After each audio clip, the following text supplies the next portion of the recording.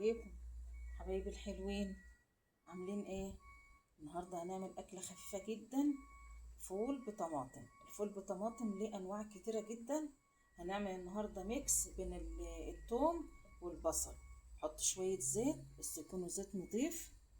تمام. حته سمنه او حته زبده المتوفر عندكم. مفيش سمنه ولا زبده، يعني من النوع اللي تكون كويسة. خلاص شوية زيت وخلاص على كده. خلاص طيبين. نحط التوم الأول اهو. ليه؟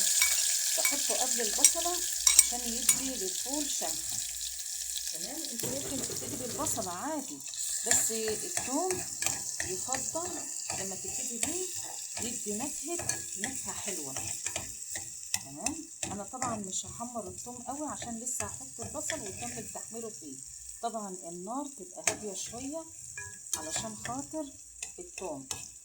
هو مجرد بس ما يخش مش في الصفار، يعني تحس ان هو بدأ تشم ريحته كده، هنقوم حاطين البصل.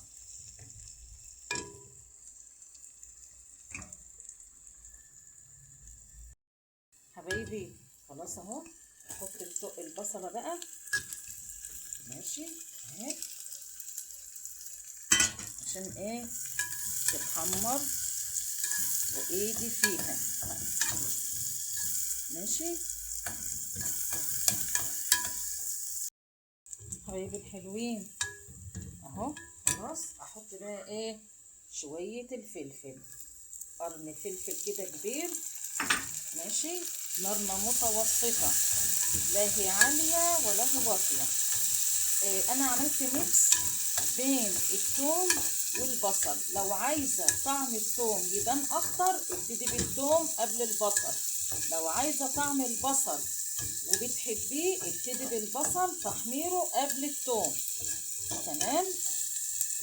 انا طبعا مش انا بشوح بس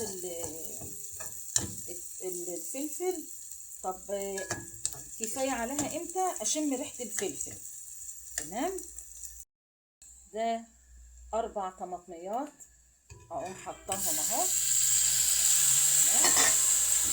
واقلب.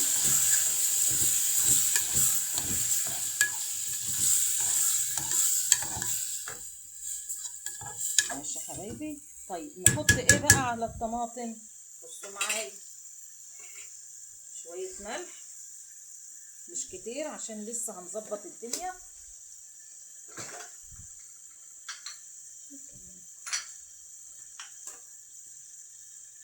شويه كمون، ما تحطيش اكتر من كده. شويه ملح وشويه كمون.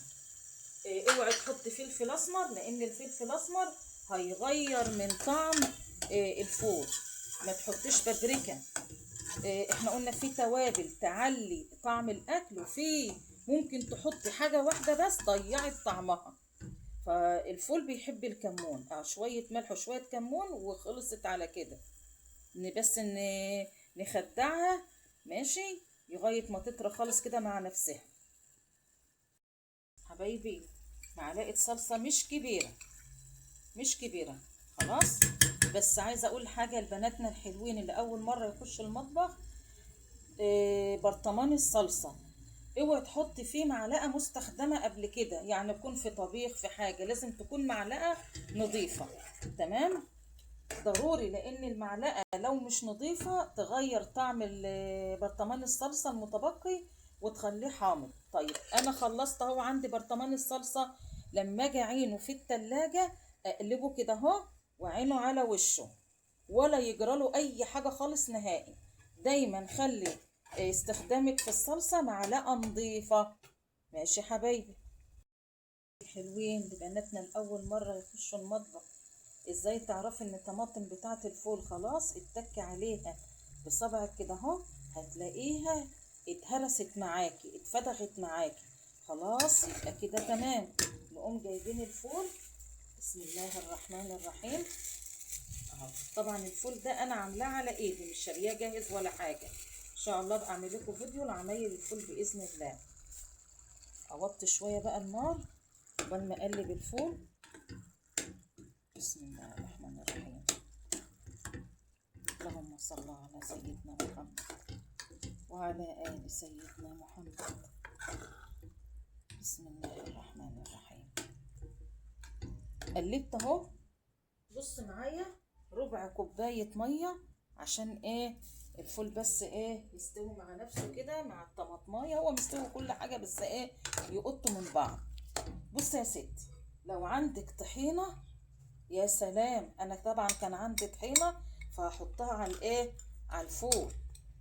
ما عندكيش مش مشكلة، فيهاش ادنى مشكلة خالص. الطحينة البيضة مع الفول بطماطم بتخليه جميل جدا. خلاص اقلب ده. بص ياخد بس دقيقتين كده، مش دقيقتين يعني، هي بس ده ايه ياخد ويدي مع نفسه. بص معايا، دي ليمونة هعصرها على الفول، بس مش هعصرها دلوقتي خالص، لان لو عصرتها دلوقتي طبع الليمون لما تغليه كتير طعمه بيروح، ما تحسيش بيه. فانا بس هديها بس إيه غلوتين بس كده مع بعض. تمام. واظبط الحدق، اسيبها كده وبس ايه تبقبق بس ايه مرتين تلاتة. وبعد كده قبل ما اطفي عليه اعصر الليمونه. عايزه ليمونتين مفيش مشكله خالص نهائي عادي، الفول بيحب الليمون. انا قبل ما اطفي عليه هوريكم وانا بعصر الليمون عليه. ماشي يا حبايبي. حبايبي اهو تقل معانا اهو خلاص. احط بقى اعصر الليمونه. مجرد ما اعصر الليمونه اقلبه واطفي عليه وكده خلصت. تحط بقى ليمونه، تحط ليمونتين مفيش مشكله. بعد ما تحط الليمون ظبطي حدقك عشان الليمون حنت شويه فبيديله مزازه ونسبه ايه حموضيه. فحط الليمونه او الليمونتين اللي انت عايزاهم على حسب بقى حبك لليمون على الفول، وتقومي مقلباه ومظبطه الحدق. وكده يبقى ايه الفول بتاعنا خلص. يا رب يا حبايبي يكون الأكلة البسيطة دي عجبتكم ويخليكم ماما. ويا رب كده الكومنت الحلو والإعجاب والشير، وتشتركوا في القناة بتاعتي يا حبايبي. ربنا يخليكم ماما، وماما ربنا يخليها لكم. السلام عليكم، باي باي.